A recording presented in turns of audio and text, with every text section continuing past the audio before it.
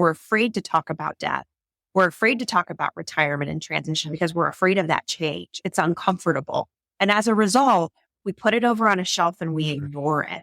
And then when the time comes and it's really important that we have that conversation, we still ignore it. So I think that a lot of family businesses, you talk about the elimination or when they don't make that transition to the next generation, oftentimes it's just because we're afraid to have a difficult conversation. Because what happens if someone says, I don't want to retire, I want to die here? And then you're like, okay, what does that look like? Does that mean that you want to be in the same position, doing the same thing? Let me invite you to sit back, drop your jaw, tongue, and shoulders, take a deep breath, and if you wish, close your eyes for a moment and feel the beat within. In a few seconds, you just jumped from your head to your heart and felt the beat within, opening up to receive even more value and fulfillment out of your business and life. And today's episode. I'm your host, Nico van der Venne, confidant to successful CEOs, founders, and entrepreneurs striving to achieve everlasting fulfillment.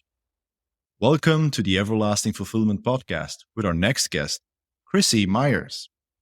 Chrissy is the author of Reluctantly Resilient and CEO of AUI and Clarity HR, which provide insurance benefits and HR services to small and medium-sized businesses in both profit and non-profit sectors.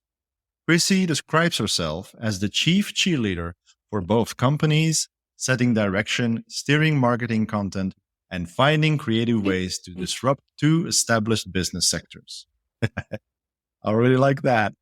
Chrissy is also the author of the AUI Gives Back and Clarity Cares, two community impact programs where employees serve in the community, track their impact, and share what they are doing on behalf of their customers. Another thing I like.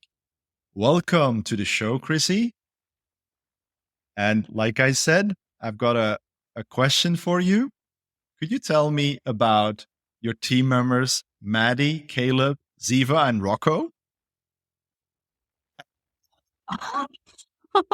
Yes, I can tell you about. Those are all the members of what we call Team Awesome Sauce. So when you have a family with 4 people, 3 different last names, a mom who builds businesses and a dad who played team sports, you get a team name. So we're Team Awesome Sauce. Our team motto is we put more awesome in sauce. And then we have our purpose statement, we radiate awesome to the world, and core values that all spell out Team Awesome Sauce. Because when you've got a 16-year-old and a 12-year-old, Maddie and Caleb, who are also our chief marketing individuals or marketing rock stars with our organizations, it gets really fun. And then, of course, Rocco and Ziva are our wonder pups that kind of work the mascots of AUI and Clarity HR that absolutely are here, depending on the day, spreading their joy and their cheer in our organization. So, yeah, those are our members. Also, yes. Yeah, family business, AUI and Clarity HR. We have family members in the business at this point. They're our marketing rock stars, our team mascots, and then Steve Bunch, our facilities manager, is my husband. Cool. That's just so fun to hear.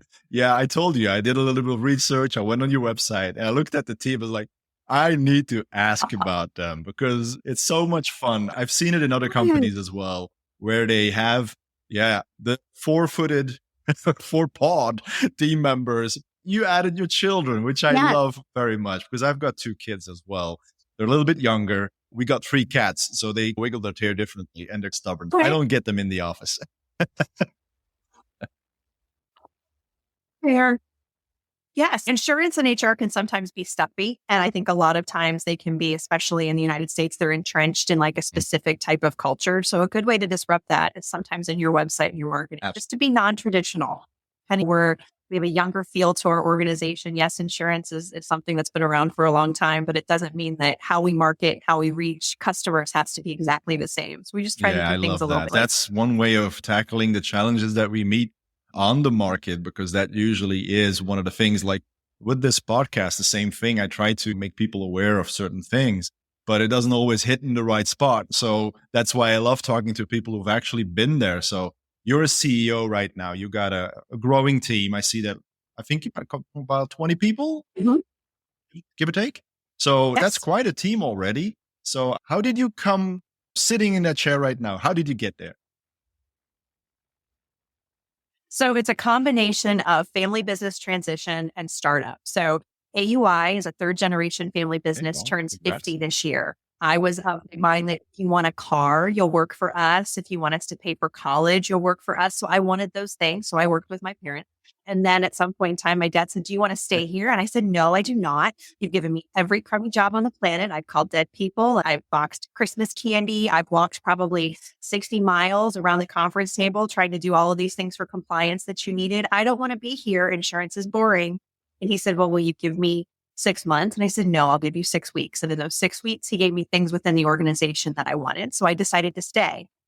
Then when I bought AUI, I arm wrestled my mom for the business. We talk about it a little bit in Reluctantly Resilient. Anybody that says family business transition is easy is lying to you.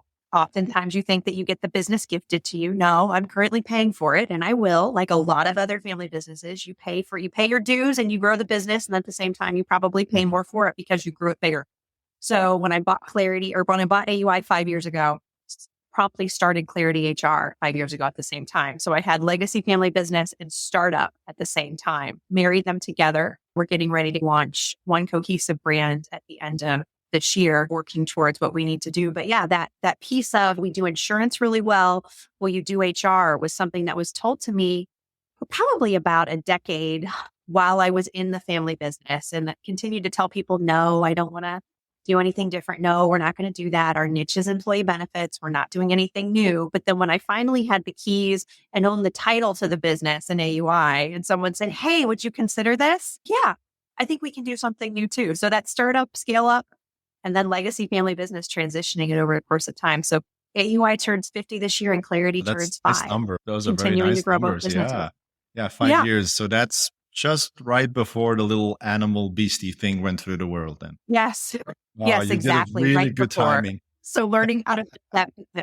I know how it feels. I started my business in 2020. So yeah, there was something Right. happening. Can't remember.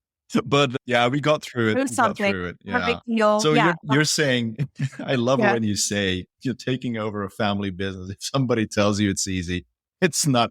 I believe you absolutely. I've heard the stories. I am solopreneur in my family, as in the only person in my family who is an entrepreneur. I convinced my wife. She doesn't know it. Is she listening? No, she's not listening. I convinced my wife to start her own business. So actually, she does VA, she's virtual assistant, she does language trainings and coaching on language.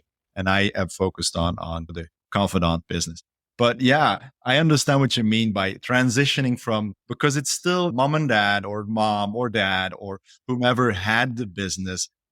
It's their baby. It's a part of a legacy of a baby. Yes. So it's difficult to transition that to somebody else. How did that go for you? What kind of challenges did you Yeah. actually meet in that position, if you want to share? Oh, there were so many. And I talk about it a little bit in the book, Reluctantly Resilient, but really some of it was growing the business and having that point in transition. So at one point in time, my dad had some health issues and he took a step back from the organization. At the same time, I took a step forward. And my mom was spending a lot of time taking care of him. And then when he passed, she came back into the business. And I thought that she was just going to be like, "You do what you need to, Chrissy. You've been running the business for a while. It's continuing to be successful." I took us through a 7-figure acquisition and my dad took one meeting. He took the first meeting and then his health declined. He said, "You can handle this. You don't need to do it." So I had already done a huge transition, grown the organization. He passed away a few years after that. And so I'm continuing to grow and move. And she comes back in with, "Okay, we're going to change this system. I don't like what you're doing over here." I was like, "Time out. Why are you here?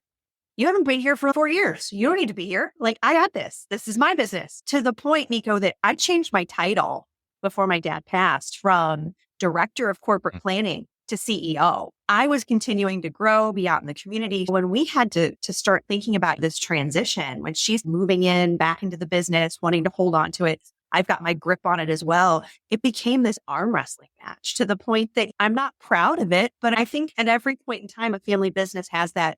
We call it the screaming in the driveway conversation of, "You're going to sell me the business or I'm going to quit." Some people have it over a kitchen table. Some people have it in a conference room. We had it in a driveway. And the employees are in that space of, "We like you and we trust you because you've been taking the organization in a positive direction. We know we're growing and we're moving and we like it. but she signs our paycheck still. So as much as you're the person driving, she owns the title to the car. So what are you going to do? We went to therapy to learn how to talk to each other the right way. That was one of the stipulations that my mom had said. She talked to other family businesses that had transitioned successfully, and they recommended learn how to talk to each other. Because at the end of the day, in my mind, we were going to negotiate. Everything was going to be fine. And I loved my mom, but if I never saw her again, I was going to be okay with that. She was not. She wanted to make sure that we had a good relationship even after we transitioned the business. And I'm super glad that we do. And we did that work. But Nico, I hated it the whole entire time I was doing it. We finally came to terms and did our signature. But what I would say is a couple of things that you need in family business transition. Being able to build your interpersonal effectiveness skills. So whether that means you go to therapy or you get a coach that can help you with your tone and how you can construct an argument and communicate with your family members, that's a primary.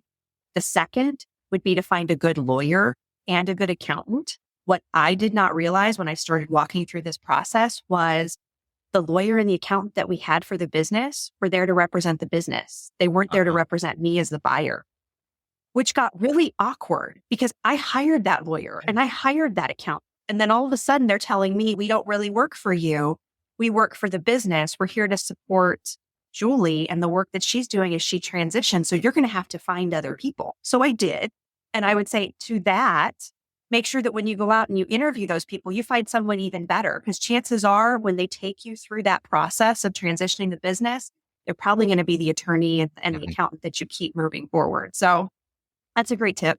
The other two things I would say is, number one is take no hostages. So you talked about your wife being a solopreneur in her business.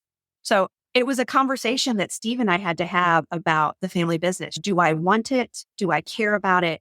And where is the line in our business? Because what I didn't want is to take him with me as a hostage to my dream in owning this organization. And then it wasn't something that he was completely bought into. So we have some different core values in Team Awesome Sauce where we talk about how we make decisions as a family. So it was really important that we do that. And then the last thing I would say is you have to have a limit and a line. So for me, I knew what the price was that I wanted to pay for the organization. I also knew how much time I was willing to put in and work, in essence, for free until we had a contract in place. We had come to terms, my mom and I, in January of 2019. In April of 2019, she walked out the door.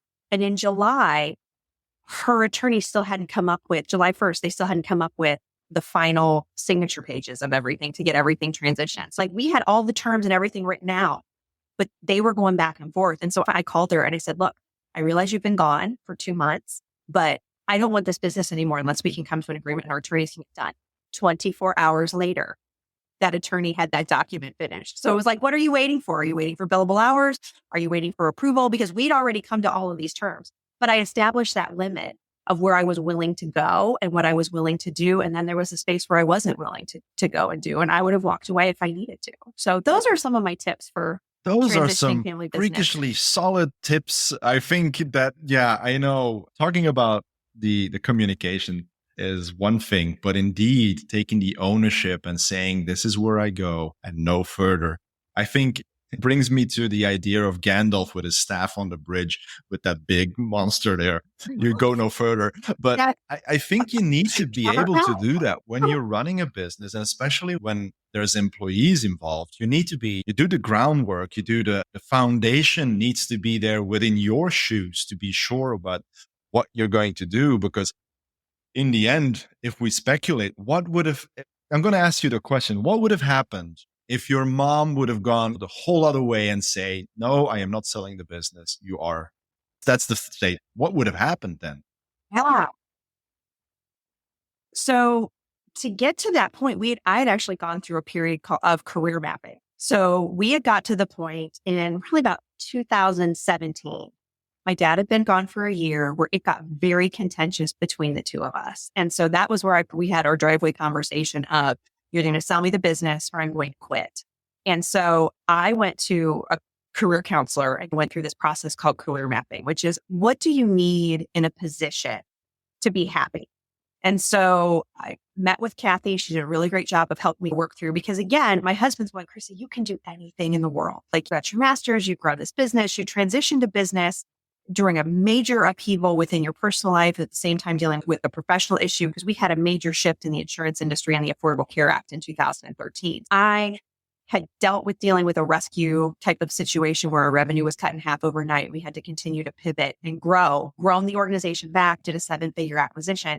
So he had said, you can do anything. Like, why don't you want to go sell shoes? You want to start another business? You want to buy a franchise? Do you want to be in government? What do you want to do? So I went to the career mentor, Kathy, and so determined that the different things that I could potentially do. Did I want to buy another business?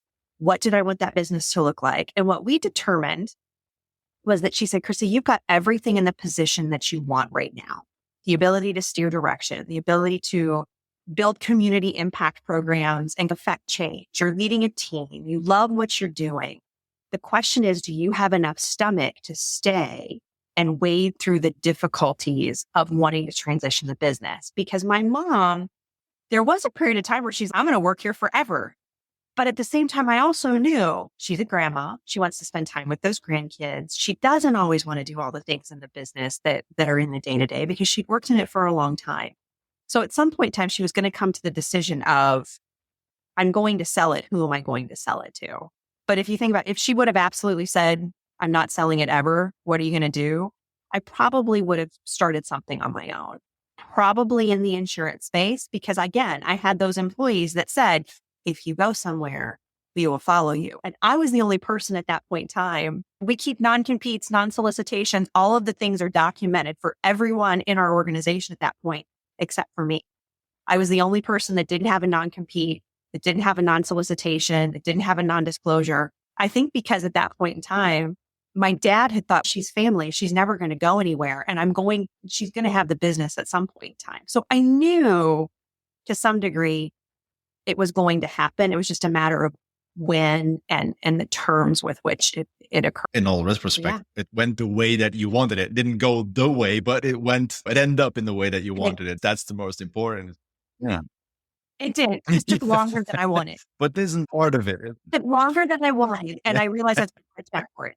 It's a part of the story. When you have a business, it's not always one adds one and then you have two or three. No, it's one adds something that you don't know about and then something else comes around and that is a minus. And these things happen, but it's the tenacity and the grit and the continuous improvement of the self and going through those steps, because I can imagine that actually basically you fought with the woman who cared for you as a little child. So that's a completely different dynamic than saying, oh, let's find a company with somebody who's a boss and let's discuss a pricing. It's a completely different level. So I understand. And indeed, I've seen a lot of family businesses go under because the struggles of the internal stories that are never, put on the table. At least you had the conversation or the heightened volume conversation in the driveway. Yeah, Yes. People avoid that. And that's not good. They do.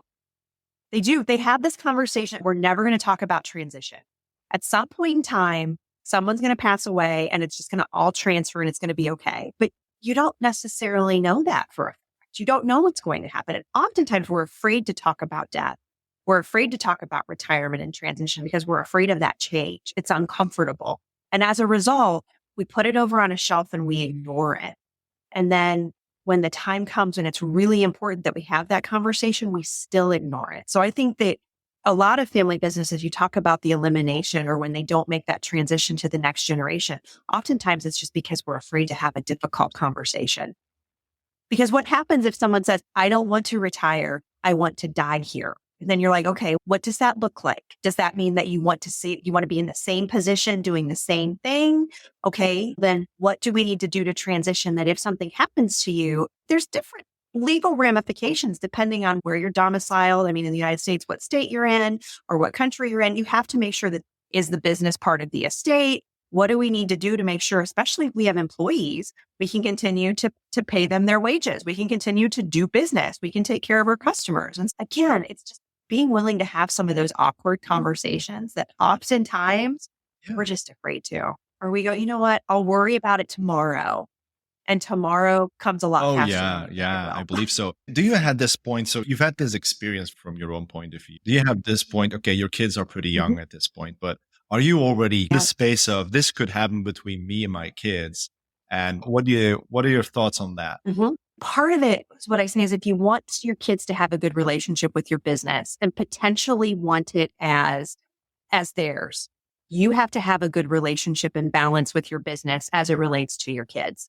So you have to make sure that business is not the other child that gets all of the attention. If you don't do that, if you are always in your business, always on your phone, never paying attention to your kids, it doesn't matter if you're at sporting events or school events or spending time with them. If you're never fully present with them, they are going to grow up to resent the Yeah. organization that took all of your time. So the first thing I would say, especially as your kids are young, regardless of what they want to do with their lives or how they want to grow up, because I was going to be a corporate litigator. I was never going to be in insurance and HR. I was never going to own the family business. But I also knew that my parents had a healthy relationship with the organization and with their time as it related to me. So if you're thinking about how do I build this to transition it to the future, make sure that you have a healthy relationship with your organization and you're in balance and harmony with your family. It doesn't take the place or take the time away that you would normally spend with your Yeah, family. You're always with yeah. your I business. find that very important as well. I struggle with it all the time. I'm like I said, I don't have any employees. I have five people working for me. So they're all independent virtual assistants and so on. So they work for me. They're not employees, but you have the same amount of management to do and understanding and meetings and all that beautiful shizzle that we endure during the day of our business. We love that. Yes, we do. No, but anyway. No, and like you said with your partner, your husband, if I understand correctly, you were married.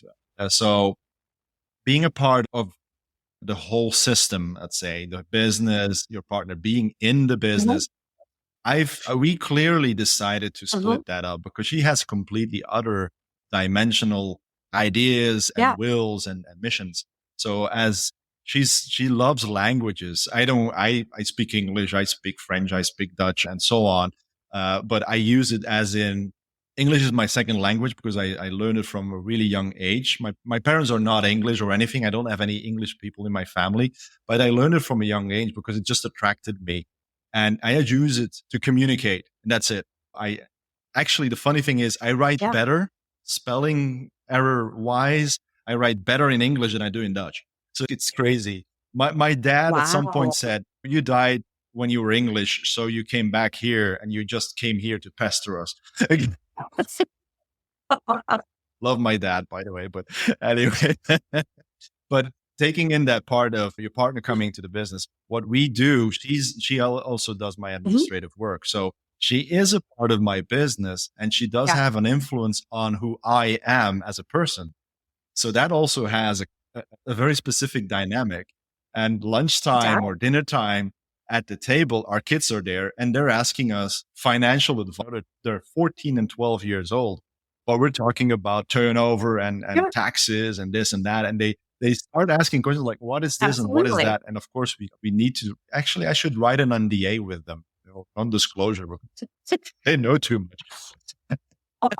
Yeah. But like he said as well, it's the nuances come in when your home is a part of the business or a part of the home is my office here. It's actually in our backyard.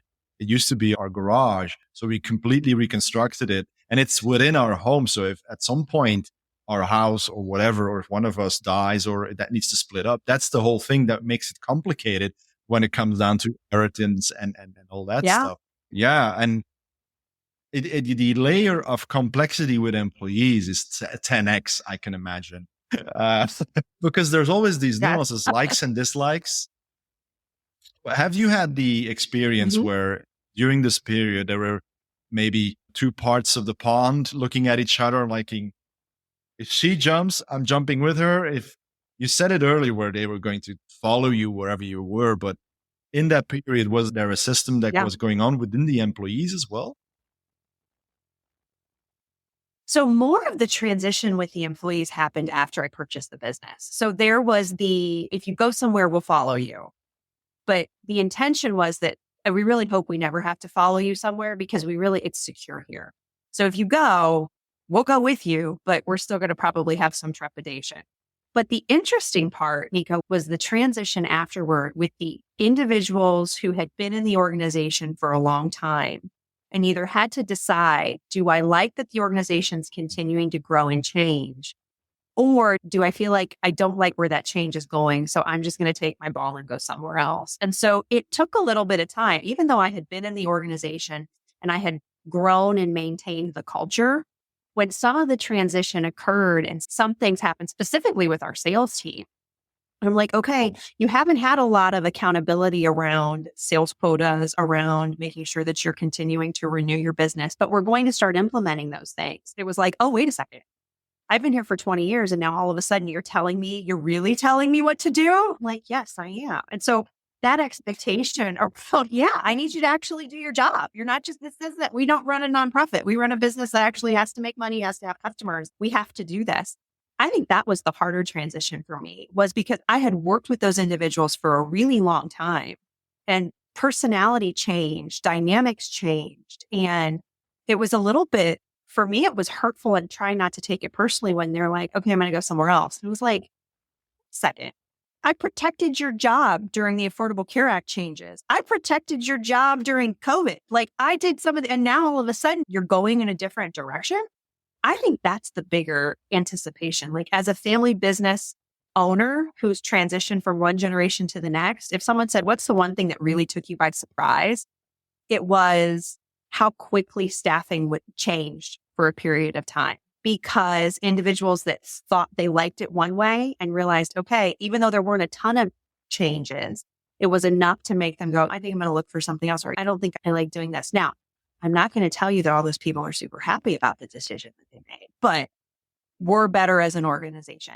So I took it very personally initially and then realized, you know what? If they don't want to be here, why am I going to make them a hostage? So enable people to transition out. When they tell you they want to leave. Yeah, that's a beautiful one, because indeed, and actually sometimes it's a gift, because they might stay longer and actually make the cream sour because they're not happy and they drag along. Yes. And that's where what I've learned in my beautiful career of management and leading lots of people.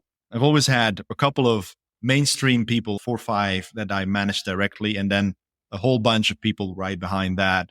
And what I've saw was the main people that I work with were decision makers, like myself. They always looked at me and they said, yeah, I know you're not going to decide, but we just need your decision.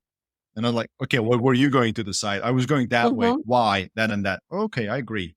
And if it was contradictory to anything that I knew from the background, how the chain comes down, I would direct him and say, maybe the idea would be better to go that direction. I'm not going to tell you why yet, but, and then you work with that story. But what I did see in, let's say, the layers lower is that you find the indecision drags and causes a lot of issues because it's a festering thing that grows. And you see a lot more people actually becoming even more difficult to handle, and they're not happy, et cetera, et cetera. And it's the same way where when something happens in your organization and you see somebody's going straight for the wall, there's something's going to go wrong, that they need to do this to experience that wall. Yeah.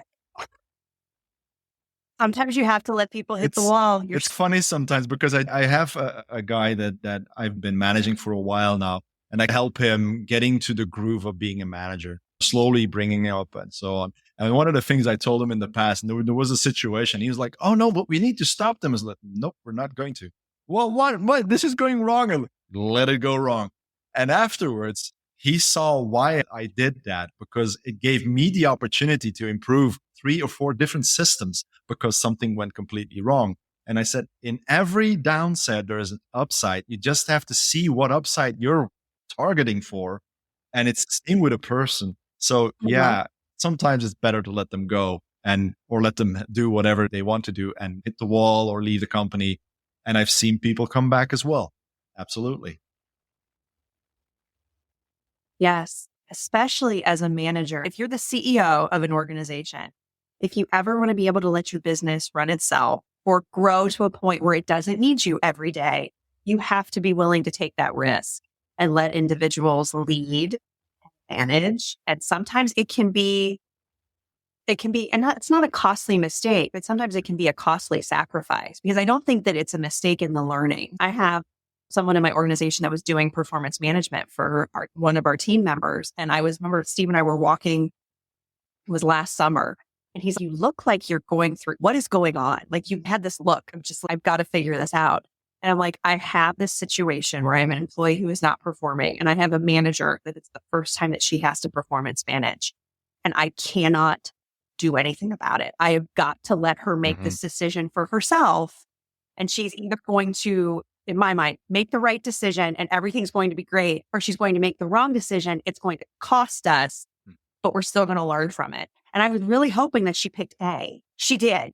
But also knowing that so much of that learning was me not jumping into it. And you made such a good point, Nico, about sometimes it's holding the reins back on yourself and having the self-control, especially as the CEO, especially if you were the founder or the original visionary, or you've held the vision for the organization for a long time. It's your baby. And you want to make sure that nobody harms it.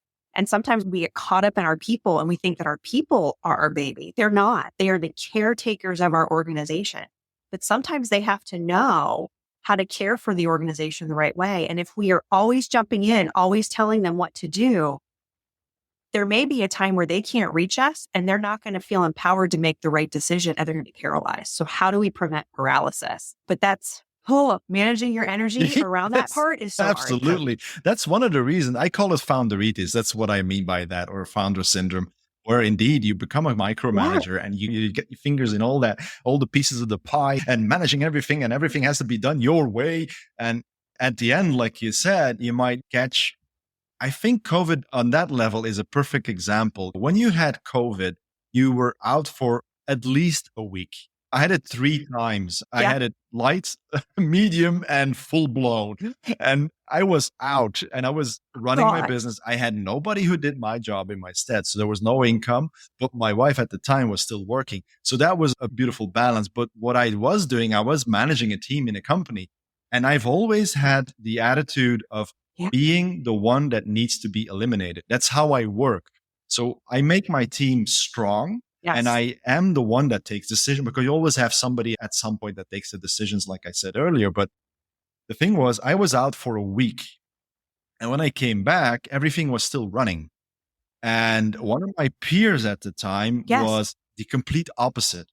We had meetings together, and it was astonishing to see him write down every detail of what every person in that meeting room needed to do to get to the next step or whatever, or we would have the next minute. He was the guy who wanted everybody to sign off meeting minutes at the end of every meeting, because they would be accounted and be accountable for blah, blah, blah. And I was there. I always had a really relaxed sit back. I was like, okay, who's taking the minutes? You are? Okay, fine. Let me know what you've written. I will do. But I have an amazing, crazy mind, so I know exactly what everybody needs to do. I don't write things down, but I also have the attitude of expecting my people to do what is asked from them. And the first couple of months, it never happens, because they're used to having somebody tell them what to do. So the first couple of months, I know things are going to go wrong. And of course, you always take the necessary calculated risks at that level, because if you would just do it, it would go very wrong. So I came back after that 1 week, and he was apparently, my team told me, he was coming in my team, telling them what they needed to do. And they were not used to that. So they rebelled and they said, we just did exactly only what he asked us to do. So a lot of stuff was not being done that they actually should.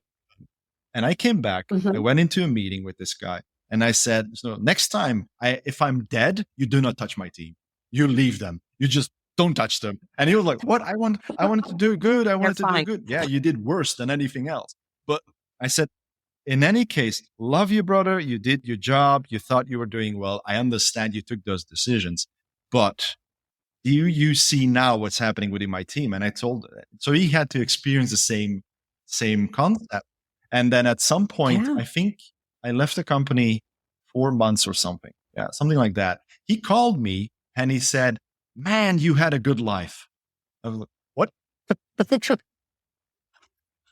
He changed his mental attitude and did the same. So he started to ease down and give his people a lot more empowerment.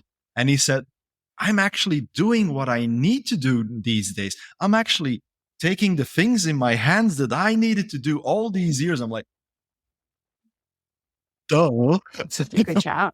These are also things that you don't just pick up from a book or something. It's something that somebody else either shows you, and usually it's being shown, you experience it Yeah. yourself, or you have Yeah. it inherently in you. It's one of those things. So how do you currently manage yourself, as in, because of CEO level, you're managing, you're the founder, you're lonely at the top, as they say, but I don't think you're very lonely because you have your partner and your kids and so on. But in certain ways, so how do you Yes. handle the loneliness and the decision making that you have to do on your own? So some of that I've worked on, especially in the last couple of years. And it is number one, you never stop learning. So I am always in some type of mastermind, education, coaching program. There has got to be something that helps me continue to grow my skill set, because I need to be, I'm almost like the goal, I think, as a CEO, sometimes you're driving the energy, but then you're also the multi-tool. So you're the person that they come to when they've got a question that they can't solve, or they've got a level of discomfort that they're uncertain for, and they need to know that you either know how to handle it or you can manage the discomfort for them. So I would say, especially as a CEO in a scaling company, you don't have to be the smartest person in the room. In fact, you shouldn't be, but you should probably be the person with the highest distress tolerance.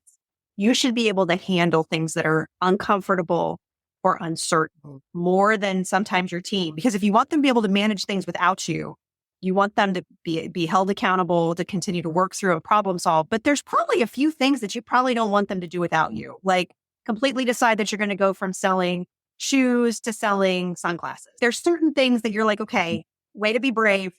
No, but you have that distress tolerance. So those are the two things that I would say are really important. So never stop learning, always finding people that are in similar situations, maybe even a few steps ahead. I think that um, entrepreneurial organizations can be really great. EO is a worldwide organization for entrepreneurs that are at a certain level. They also have for people that are scaling, it's called EOA. Those are great it's a great organization to be in, because there are some people that say, I run a business, I'm a solopreneur. That's fantastic. Same thing with I run a business, I have employees. When you are accountable for payroll, it doesn't matter whether you have you or you have 100,000 employees. That is a similar weight. You know how that feels, as opposed to I'm COO of an organization that is completely funded. It's publicly traded, and we don't ever have to worry about where our next meal is coming from. There's a huge difference between employee and employer. So I would say, especially for you, it's to find as a small business owner, as a CEO, it's finding other people that sit in the same seat as you or sit in the same seat on a larger scale, because then you can create that virtual board of directors for yourself and say, hey, I'm dealing with this in my business. And sometimes it's even more, I'm dealing with this in my personal life. Tell me about those things, because oftentimes as CEOs, we become identified by our business, but we're people too. So it's really important that you have those individuals who can hold you accountable on the personal side as much as of the professional side. Let's talk about, Nico, how we have a lot of CEOs and individuals that are married to their business. And as a result, their home life falls apart, or they're married to their business and are spending so much time in it that their health suffers. Being able to live in congruence and have some balance around what you need to do as far as your work and your life, having harmony. I don't necessarily believe that balance is something that exists. I think it's more about harmony. How can they fit together? And then at the same time, thinking about community presence. So you can be doing an amazing job in your business, but your community may be needing you too. So how can you give back? How can you impact the rest of the world around you? Not just so it can be beneficial to your organization, but also to the world in which you live and work, and your kids maybe as well. Absolutely. I agree. That's one of the things that my initial start for my business was legacy. I wanted to be a legacy coach. And it's a pretty difficult concept to bring into the world, because there's a lot of steps before that you get to a legacy point. And it's the impact of the community that's also, it's vital. And there's a lot of stuff out there that exists because of businesses giving back. And Everybody has the right to earn a good buck. It's as simple as that. It doesn't have to be a gazillionaire, because these days they throw around these numbers all over the place. And I'm always wondering, how do they actually, are these people really happy? Are they really fulfilled?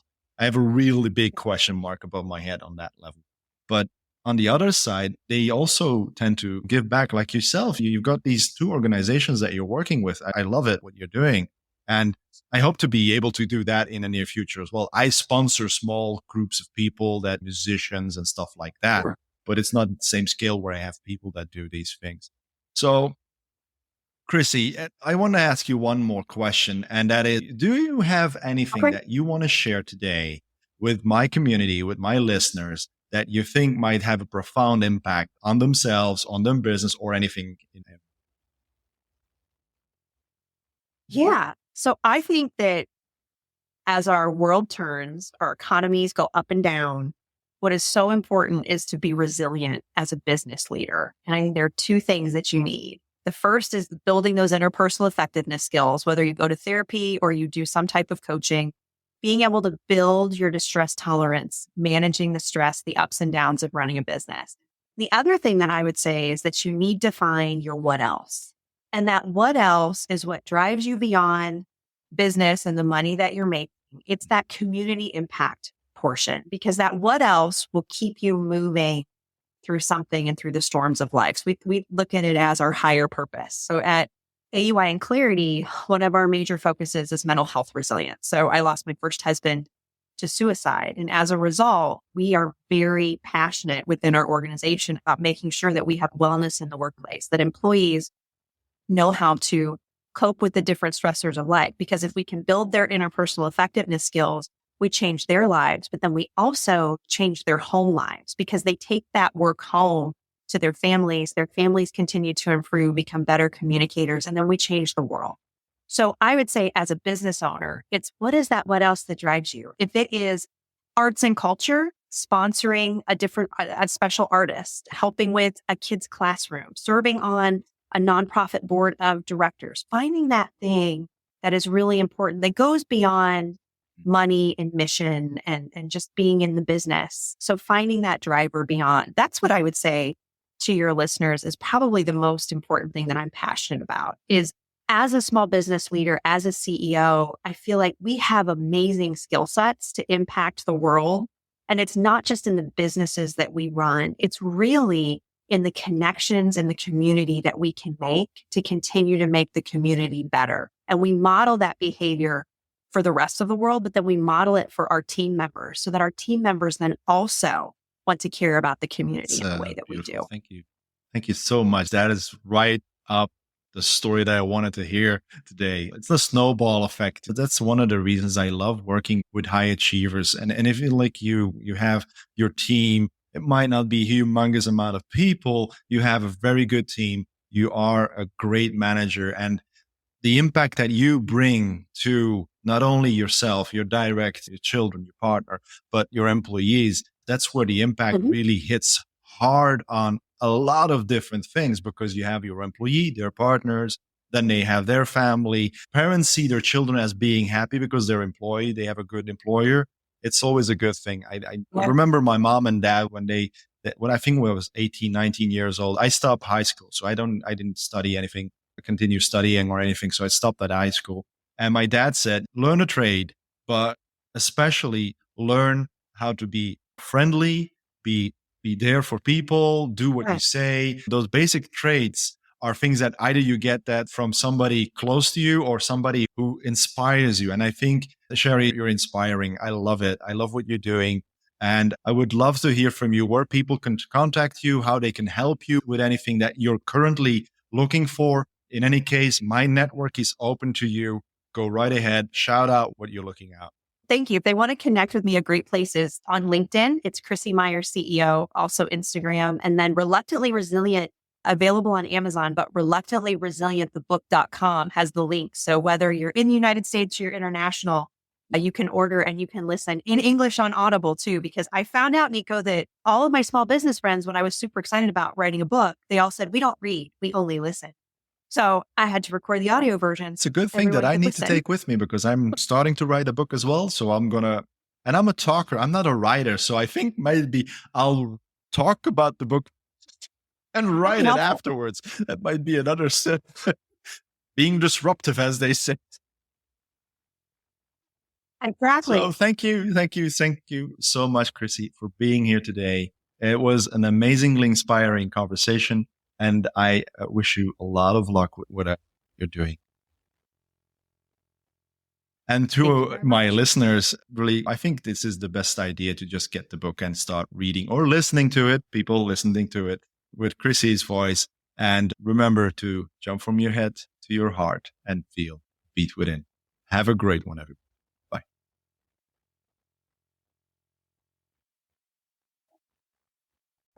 Thank you for listening to the Everlasting Podcast. Let me leave you with a few questions to answer in the comments. How do you see the different topics we discussed during this interview? What are your thoughts? What stood out for you? Let us know in the comments or just send us your feedback. We launch new episodes weekly. Don't miss any by ensuring you are subscribed to the show. Click the follow button now. We depend on the organic growth of the podcast to inspire more and more people. So by giving us a 5-star review and sharing this episode with at least one of your friends who might be interested in the subject, you will significantly help more people become inspired. But more than anything, I am grateful to you for taking the time to listen to the show. If you are also a successful CEO, founder, or entrepreneur who has inspiring words to say, feel free to contact us for an interview at contact@nicovandevenne.com. Thank you for listening. We will see you again soon with more inspirational conversations on achieving everlasting fulfillment.